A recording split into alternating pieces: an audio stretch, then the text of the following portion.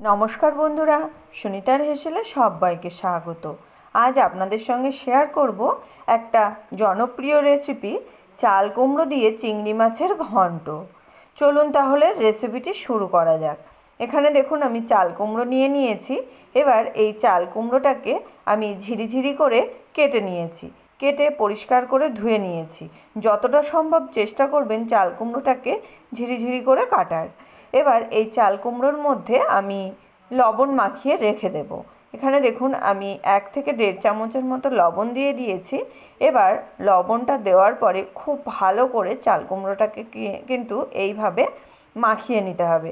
দেখুন চাল কুমড়ো থেকে কিন্তু অনেকটাই জল বেরিয়ে গেছে। এবার এইভাবে আমি 10 থেকে 15 মিনিট রেখে দেব। রেখে দিলে চাল কুমড়োর ভেতরে যে এক্সট্রা জলটা আছে সেটা কিন্তু বেরিয়ে যাবে।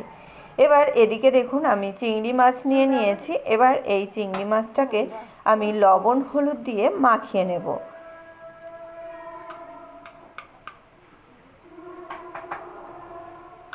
লবণ হলুদ এখানে দিয়ে দিয়েছি। দেওয়ার পরে চিংড়ি মাছটাকে কিন্তু এবার আমি লবণ হলুদ দিয়ে একটা চামচের সাহায্যে খুব ভালো করে মাখিয়ে চিংড়ি মাছটাকেও 5 থেকে 7 মিনিটের জন্য আমি একটু রেস্টে রেখে দেব। তারপরেই কিন্তু রান্নাটা শুরু করব।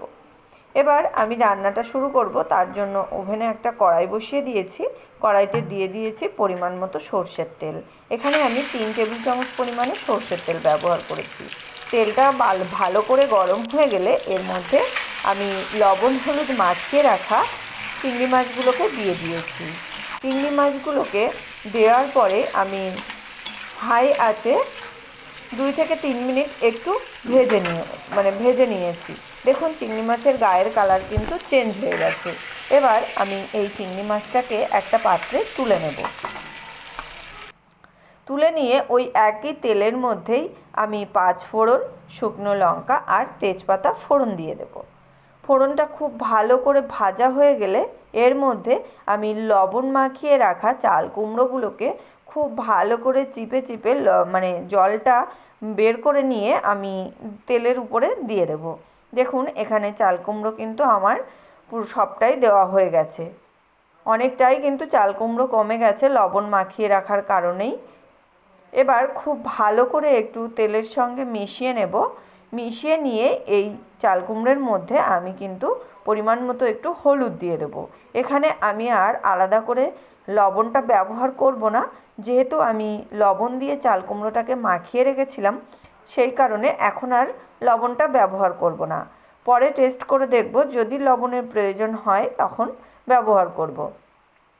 হলুদ দেওয়ার পরে খুব ভালো করে কিন্তু মিশিয়ে নিয়েছি।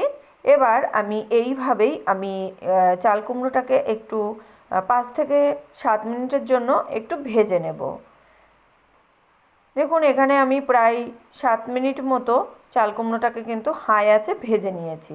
চাল কুমড়োর ভেতরে যে এক্সট্রা জলটা ছিল সেটা কিন্তু অনেকটাই কমে গেছে, আর চাল কুমড়োটাও কিন্তু অনেকটাই কমে এসেছে। এবার এর মধ্যে দিয়ে দেব আমি কয়েকটা চেরা কাঁচা লঙ্কা, আর দিয়ে দেব ভেজে রাখা চিংড়ি মাছ।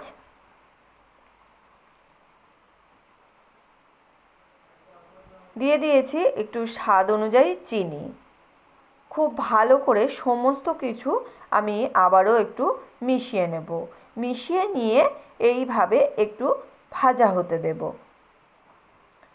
যেহেতু চিংড়ি মাছটা খুব বেশি ভাজা করিনি, সেই কারণেই আমি চাল কুমড়োটা যখন অর্ধেক পরিমাণে রান্না হয়েছে সেই সময় কিন্তু আমি ব্যবহার করেছি।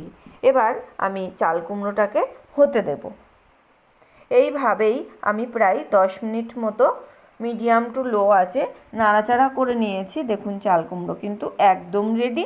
মাঝখানে আমি লবণটা টেস্ট করে দেখেছিলাম, লবণটা আমার ঠিকই আছে, সেই কারণে আমি আর এখানে এক্সট্রা করে লবণটা ব্যবহার করিনি।